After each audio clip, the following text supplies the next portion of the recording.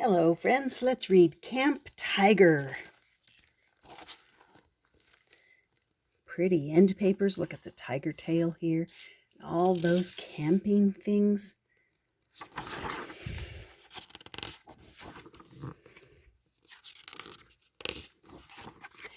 Every year, my mom and dad and brother and I go camping at Mountain Pond.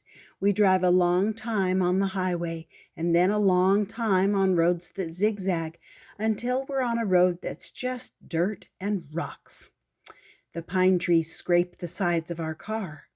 I think we're lost, and then the road zags, and there's Mountain Pond, like a mirror in the trees. It's September, the end of the summer. As soon as we get back from camping, we go back to school. My brother's starting 4th grade, and I'm starting 1st grade. I don't want to be a 1st grader. I liked kindergarten. I liked choice time and building with blocks. I hope our camping trip never ends. We have a campsite on the far side of the pond with the big mountain starting behind it. My parents both really like it. It's so beautiful, they say, and so quiet.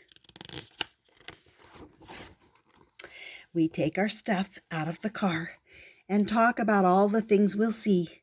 The eagle fishing for its dinner in the pond, the salamander with red spots on its back, and the chipmunks that come to steal food while we sit by our campfire. The air feels cool. I find a red leaf on the ground. While we're working on the tent, everything gets really still. My mom puts out her hand in a way that means don't move and don't talk. A tiger steps silently out of the woods and stands next to the stone fireplace. The tiger is orange with black stripes and has a stern face and big, heavy paws. But it seems smaller than a tiger should be. It's still big, like our neighbor's German shepherd that scares me sometimes on the sidewalk. But for a tiger, it's small. It doesn't scare me. It also looks thin, and it talks. "Do you have an extra tent?" asks the tiger. "I have a cave, but I still feel cold." I know that we do. It's a 2-person tent that we brought as a place for me and my brother to play if it rains. "Yes," my dad finally says, while my mom stares at him. "We'll set it up when we finish this one." We set up the 2 tents in silence. I notice that while we're working, the tiger starts acting like a cat, a more regular cat. He sits down and grooms himself slowly, especially cleaning his paws. I don't see claws. He must have pulled them in. I think he's cleaning himself to make us feel more comfortable with him. It works. My mom keeps looking over at him, and I can tell that she thinks he's beautiful. When we're done, my dad holds out his arm in that goofy way of his that means, voila!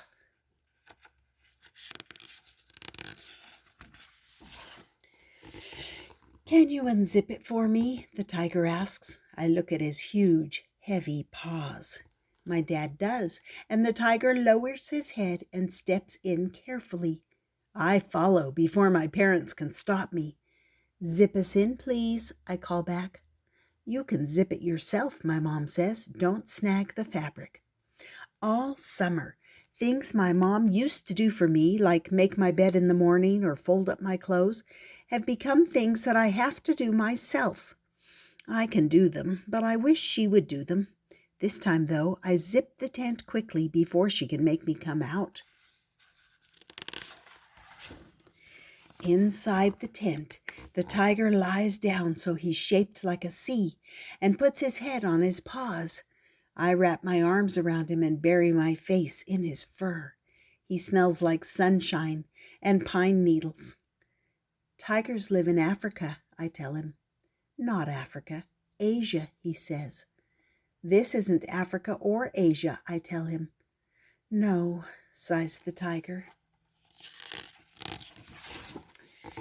All weekend, the tiger stays with us. When we hike on the trail, he walks first. His paws make no sound. He knows an overlook we'd never found before, where we can see the tops of the green mountains stretching away.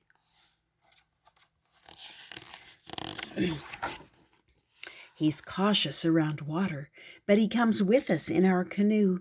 He sits very still, staring out at the shore. I barely have to reach down to trail my hand in the water. The canoe's riding low, my dad says, because of the weight of the tiger, I guess. We paddle slowly so we won't tip over. You've grown too, my mom says. At the fishing spot, my brother catches a pumpkin seed fish right away, which is what always happens. I don't want to fish, I say, sitting next to the tiger. No one makes me. But after a while, I get up and put bait on my hook. I hate fish, I say as I cast. I love fish, says the tiger. I'll eat any fish that you catch. I almost never catch any, I tell him, but today I catch one. Just big enough to keep, says my dad when he measures. I'll eat it raw, says the tiger. I like to eat the whole thing and feel its tail swish around in my stomach. Ugh, we all say, but we're laughing. We never see other people. My mom says it's because it's late in the season. Even the park ranger never comes by. Our last night, my brother and I get to stay up extra late in the camp chairs and watch the fire until it dies out. I can see the tiger's eyes in the darkness like the very last embers. I want to look for shooting stars, I say. I want to go in the canoe in the dark and look up at the stars. No one seems to hear, but the tiger. I'll take you, he says.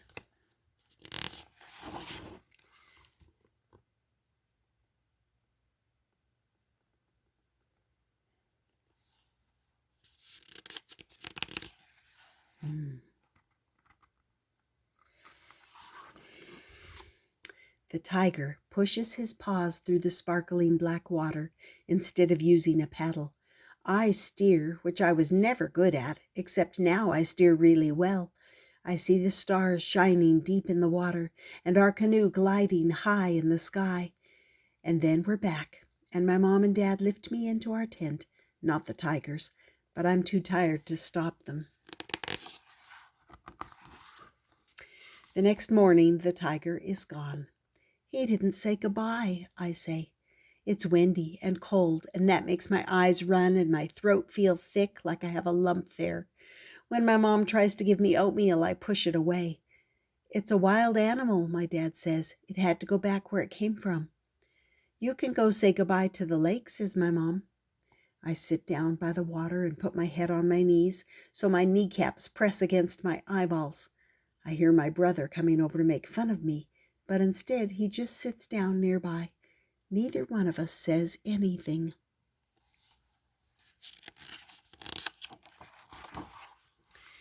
Leaves fly off the trees as we drive back down out of the mountains. It's fall, says my mom. That means it'll be cold, I say. I think of the tiger shivering in his cave. When we get home that night, I draw the tiger exactly the way he looked. I'm going to take it to show my new teacher. Time for bed, my mom says, but I get her to give me 5 more minutes.